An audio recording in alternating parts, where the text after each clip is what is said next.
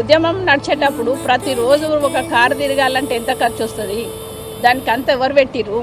ఆ రోజు నుంచి నేను పోల్ట్రీ నడిపితేనే కదా మా ఆయన నన్ను ఉద్యమంకి పంపించింది. నేను పోల్ట్రీ నడిపితేనే కదా ఆ ఉద్యమం నడిచింది. నేను పోల్ట్రీ నడిపితేనే కదా విద్యార్థి సంఘాలు జైల్లో పడితే తీసుకొచ్చింది. నేను పోల్ట్రీ నడిపిస్తేనే కదా వంట వార్పులు ఇవన్నీ చేసినప్పుడు డబ్బులు ఎక్కడి నుంచి వస్తున్నాయని ఎన్నాడని అడిగిరా మరి మీరు? ఆ రోజు ఒక్కొక్కరి విద్యార్థికి ₹1,00,000 2 లక్షలు అయితే ఎవరిచ్చిండ్రు అవి? నేను పోల్ట్రీ నడిపితేనే కదా అవన్నీ ఇచ్చి తీసుకొచ్చింది విద్యార్థులను జైళ్ళ నుంచి.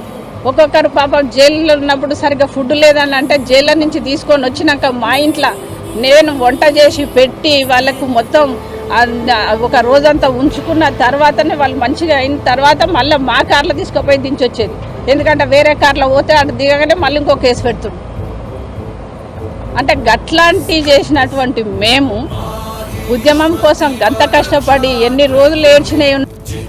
అంత కష్టపడుకుంటా కూడా ఆ రోజు ఉద్యమానికి ఎంత సహాయం చేయాలనో, ఎంత ముందుకు తీసుకుపోమని చెప్పి ఎంత చేదోడు వాదోడుగా ఉంది, ఎంత ధైర్యం ఇచ్చిందో ఈనాడు కూడా రేపు తెలంగాణ బంగారు తెలంగాణ కోసం కావచ్చు, తెలంగాణ ఆత్మగౌరవ పోరాటం కోసం కావచ్చు, నా ఉన్న ఆస్తులు కూడా అమ్మి మా ఆయనకు పెట్టి తెలంగాణ ఆత్మ గౌరవం కోసం పోరాటం చేయమని చెప్తున్నా. ఈరోజు ఎవరో ఒకరు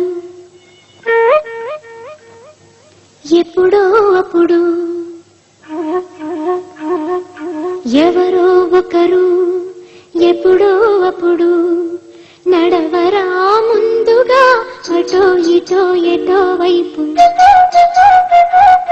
అటో ఇటో ఎటో వైపు.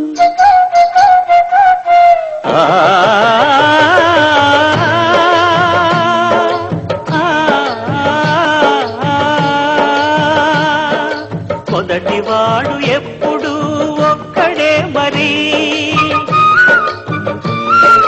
మొదటి అడుగు ఎప్పుడు ఒంటరే మరి, తెలుగవచ్చు వాళ్లకు బాటైనది.